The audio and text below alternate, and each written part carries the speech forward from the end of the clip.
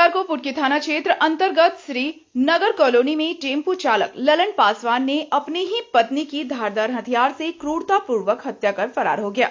घटना के संबंध में बताया जाता है कि मृतक मीरा देवी छठ पूजा में अपने मायके गोपाली चक नंबर 2 आई हुई थी।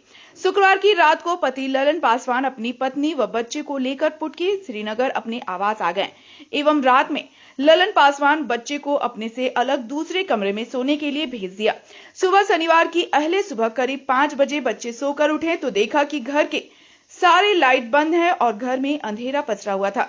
जब बच्चे ने लाइट जलाया तो देखा कि दूसरे कमरे की फर्श पर खून बिखरे हुए थे और मां मीरा देवी के ऊपर चादर ढका हुआ था।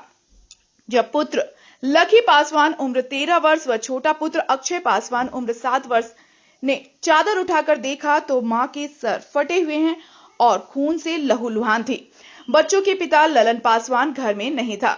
जब बच्चे घर से बाहर जाने लगे तो दरवाजा बाहर से बंद था। बच्चे द्वारा हो हल्ला करने पर पड़ोसियों व सुबह मॉर्निंग वॉक पर निकले लोगों ने आवाज सुनकर घर का बंद दरवाजा खोला। तब बच्चों ने अपने पड़ोसी के साथ मामा घर गोपाली चक नंबर 2 जाकर घटना के बारे में जानकारी दी। उसके बाद मृतक मीरा देवी के भाई श्रीनगर पहुंचे। एम्बुलेंस मंगाकर SNMMCH धनबाद ले जाया गया, जहां चिकित्सकों द्वारा जांच के उपरांत मीरा देवी को मृत घोषित कर दिया।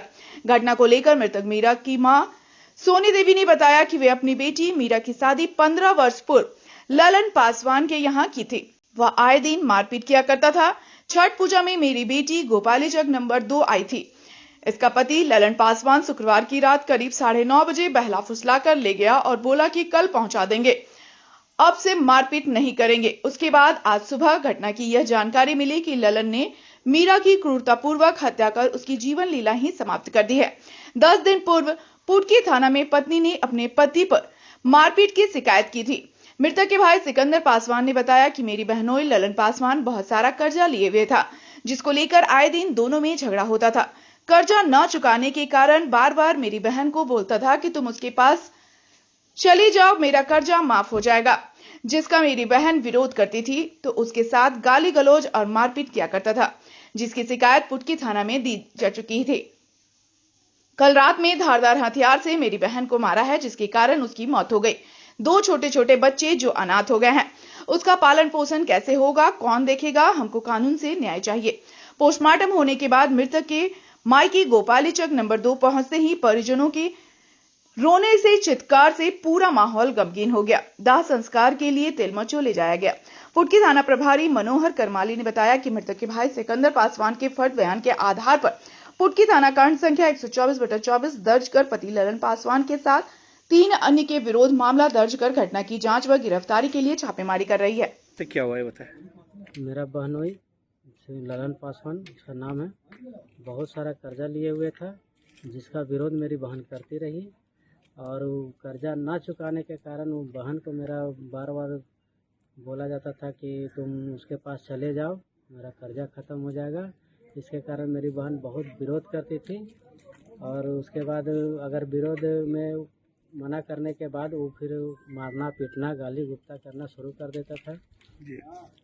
कोई यही लगभग दीपावली से ही ये कांड चल रहा था। तो फिर हम लोग उसको ला करके घर में रखे हैं। फिर थाना प्रभारी को भी आवेदन दिया गया था कि ऐसा ऐसा बात है, ऐसे ऐसे हम लोग के साथ लड़ाई झगड़ा मारपीट कर रहा है, गाली गुप्ता कर रहा है। और वो कल रात में कोई धार चीज़ से वार करके बहन को मारा है, जिसके कारण वो डेथ कर गई है। 2 बच्चा भी है जिसको अनाथ हो गया है। उसका पालन पोषण कैसे होगा, कौन देखेगा? हमको कानून से ये न्याय चाहिए।